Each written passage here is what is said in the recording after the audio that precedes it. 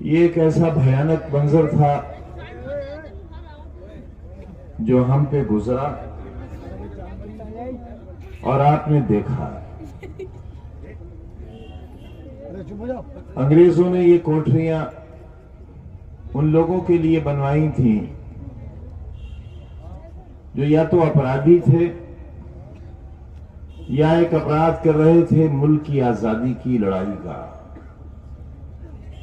हिंदुस्तान आजाद हो, गुलामी जाए और लोगों की हुकूमत कायम हो। एक ऐसी सरकार जिसे लोग चुने और जो लोगों की सरकार हो। वहां किसी एक का हुक्म न चले, मजहब के नाम पर, धर्म के नाम पर, जाति के नाम पर इंसान को इंसान से लड़ाया ना जा सके, किसी का सर झुकवाया ना जा सके, किसी को जलील और रुस्वा न किया जा सके, किसी बाप और किसी मां को इस बात के लिए मजबूर न किया जा सके कि या तो उसकी बेटी महलों की स्याह दीवारों में अपनी असमत लुटवाकर दम तोड़ दे, या मां बाप अपने ही घर में गड्ढा खोदकर अपनी बेटी को जिंदा दफन कर दें। यह एक वैचारिक और उसूली नजरियाती लड़ाई थी। स्वार के मैदान और हमारे ये तमाम साथी जिनकी उम्रें उस वक्त इतनी ही होंगी जितनी आपकी हैं, इनके चेहरे और सर पर कोई बाल सफेद नहीं था। ये सब काले बालों वाले नौजवान थे और यहां कोई हक की बात कहने की हिम्मत नहीं कर सकता था।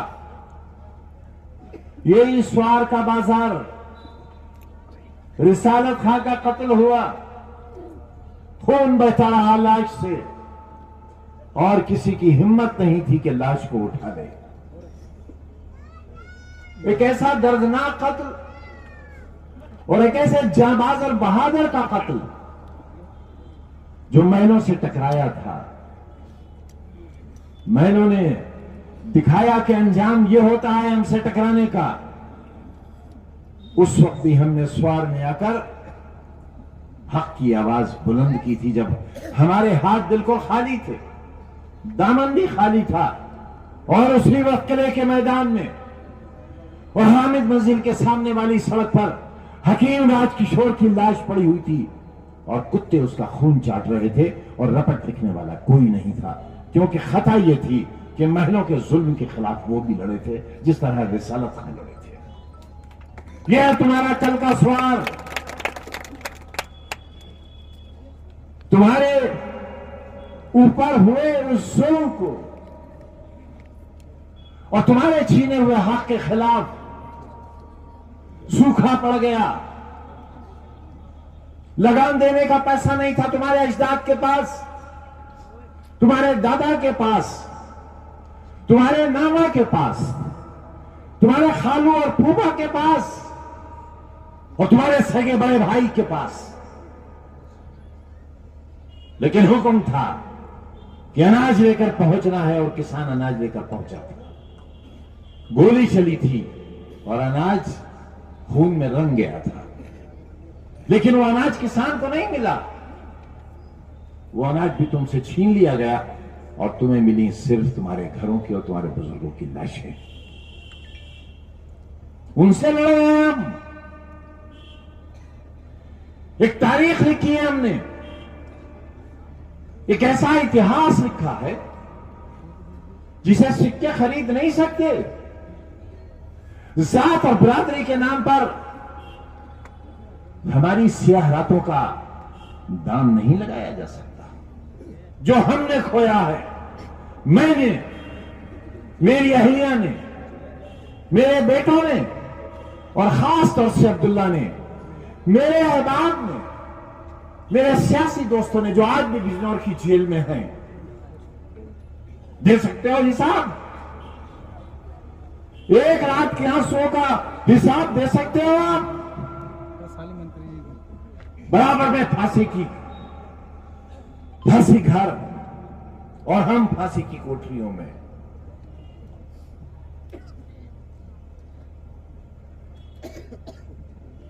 ये था मंजर,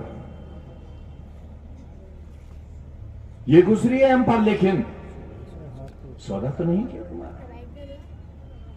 बेचा तुम्हें, तुम्हारा सर झुकने दिया कहीं? छीन ली 2 बार तुम्हारे विधायक की मेंबरशिप, इसलिए कि अभी कोई माई का लाल 150 करोड़ के हिंदुस्तान में अब्दुल्ला को इसलिए नहीं हरा सकता कि अल्लाह का सबसे पसंदीदा नाम है।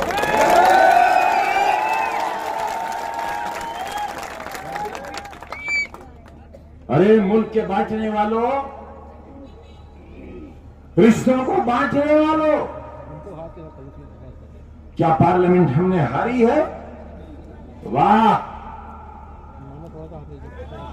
वाह बहादुर, वाह क्या मर्दानगी है। अरे ये जूते पे लगा हुआ थूक चाटा है तुमने, और दूसरे पैर का थूक जूते का चाटा जब विधायक ही जीती है तुम। हमारे तो हलक में थूक भी नहीं रह गया, कहां तक थूके और कहां तक चाटे।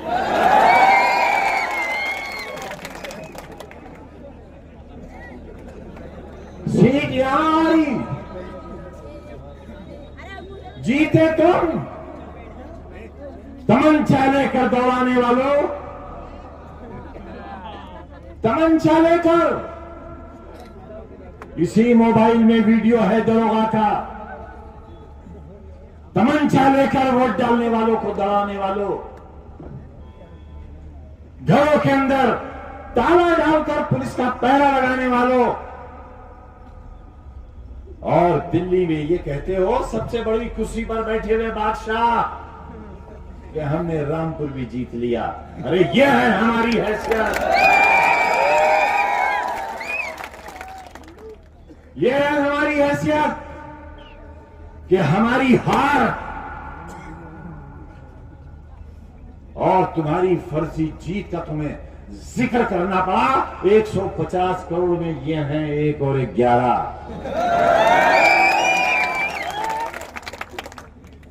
स्वार की गलियां, स्वार की सड़कें और इसका विकास,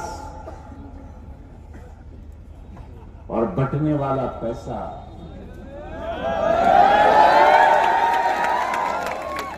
ये किसका है? अरे ये मेरे कलम का दिया हुआ है, ये मैंने दिया है। वारे नमक हराम,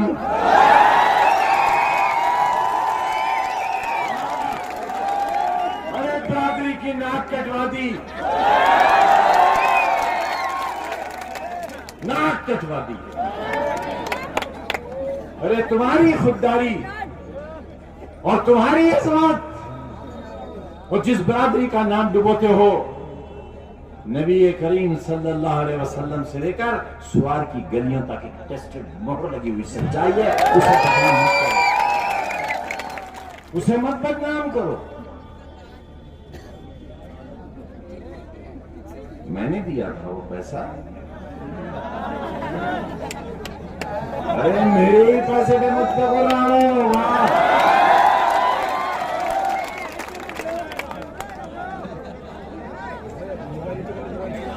वाह,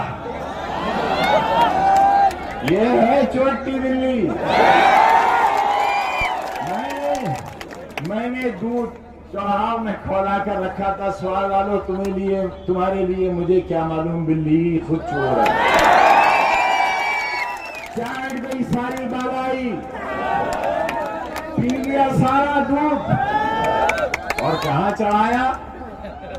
फूल की जड़ों में ले जाओ। अरे अगर गंदगी खाना थी तो खाते, सीधे सीधे फूल लेकर आते। तो क्या निशान लाए हैं?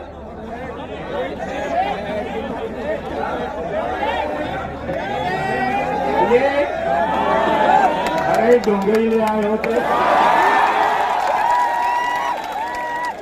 प्लेट लाए। अच्छा, यानी टट्टी पर चांदी का बर्फ लगा के भूख खाएंगे, चीजें नहीं खाएंगे। हिम्मत की होती, अगर ईमान का सौदा ही किया था तो ठीक से किया, ताकि बेईमान वाले तुम्हारे साथ होते। सबको मालूम है क्या हो रहा है पूरे मुल्क में, किसे नहीं मालूम है? स्वार के जिंदा लोगों, सबको मालूम है क्या हो रहा है पूरे मुल्क में, किसे नहीं मालूम है?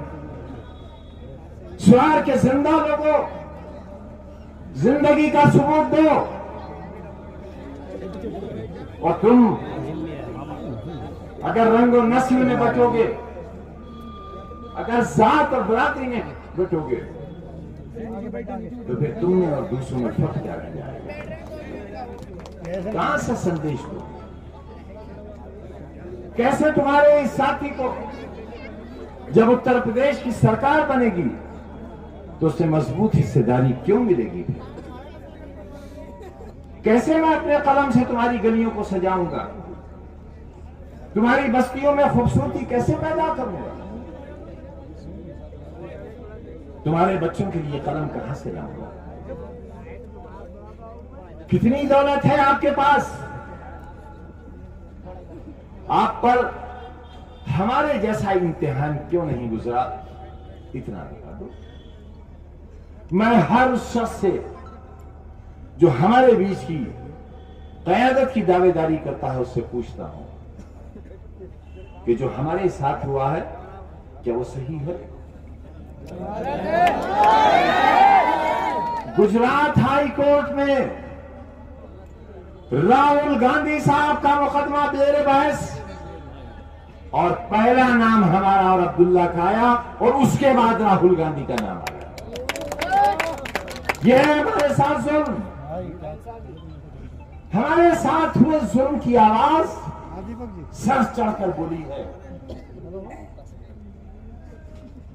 लेकिन न कलम को चाकू में बदला, न चाकू को तुम्हारे हाथ में। अरे यार, जो उम्मीदवार प्लेट लेकर आए हैं ये किसके साथ हैं? ये किसके साथ हैं? ये उनके साथ है जो तुम्हारी मासूम नस्लों के हाथ में चाकू देना चाहती है। 80 लाख रुपए का चाकू लगाया गया है रामपुर के रास्ते, वो हमने बनवाया है, वो चौराहा भी हमारा बनाया हुआ है। रामपुर का कोई काम 105 करोड़ की एक एक सड़क बनवाई है हमने तुम्हारी। एक सड़क 105 करोड़ की तुम्हारे लिए। इस तरह तुम्हें तुम्हारा खोया हुआ हक वापस दिलवाया है। तुम्हें छोड़ा नहीं है, तुम्हें अकेला नहीं रखा, और शाना बशाना खड़े रहे तुम्हारे साथ। एक बाएं हाथ को तुम्हारा ये सिपाही और दाएं हाथ तुम्हारा ये सिपाही, कभी नहीं छोड़ा। 50 बरस से तुम्हारे बीच में हारे तब,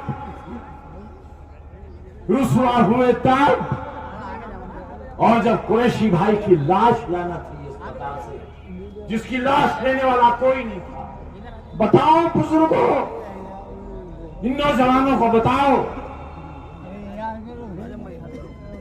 5 मारे गए थे इमरता में, कोई लाशें गिनने वाला नहीं था, कोई नहीं।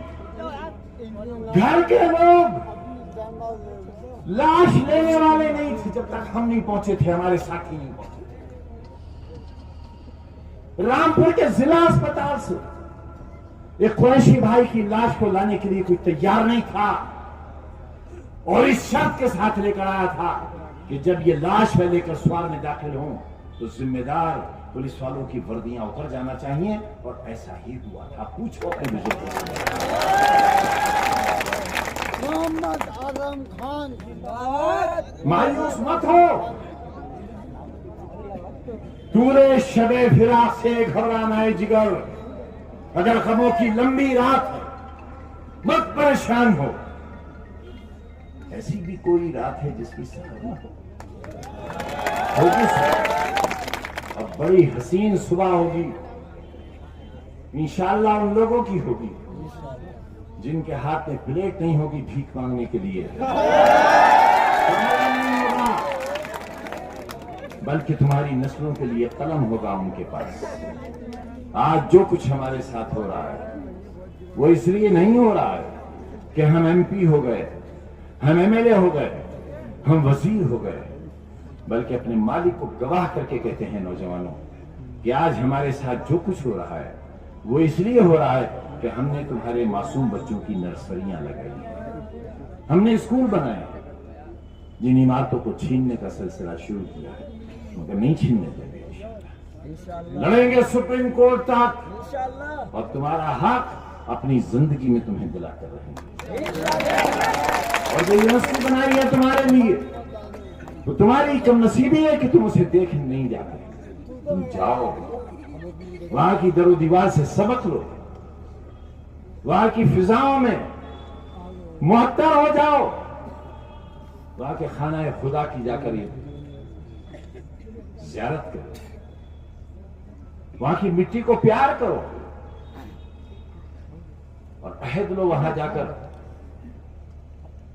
कि आने वाली तारीखों की, नस्लों की बफजल इलाही ये इदारा तकदीर बदलेगा। यहां से अफसर पैदा होंगे, साइंसदान पैदा होंगे, डॉक्टर और इंजीनियर पैदा होंगे।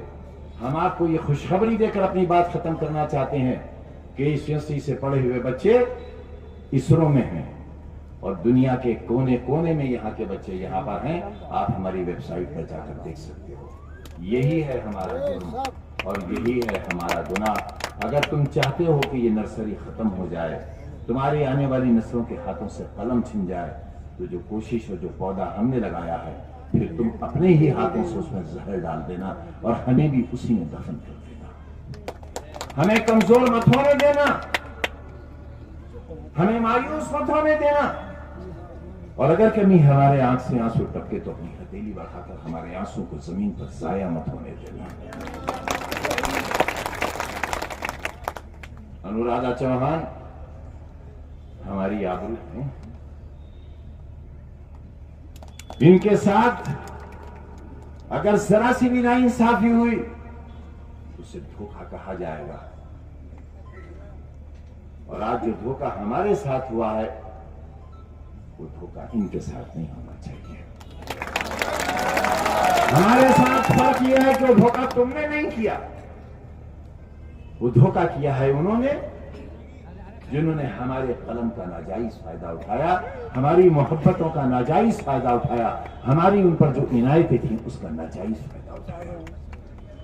बात करो उन लोगों से जिनके साथ माफी मांगने लखनऊ गए थे, मैंने पकड़ ली थी कई चोरियां, उसी वक्त जेल चले जाते, माफ किया था मैंने। वो कल की हैसियत देख लो और आज की हैसियत देख लो, फैसला तुम्हारे हाथ है।